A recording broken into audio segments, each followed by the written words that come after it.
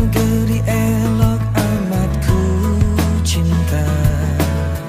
Tanah tumpah darahku yang mulia, yang ku puja sepanjang masa. Hobi apa juga, tapi mari dukung situasi Kamtibmas. Kemudian tadi sudah sama-sama mendeklarasikan anti hoax, apalagi sekarang kita mau Asian Games ya. Jadi harus jadi masyarakat yang bijak, yang tentunya membantu mensukseskan Asian Games yang ke-18. Terima kasih banyak kepada IO penyelenggara lombanya dan kepada Bapak Kapolda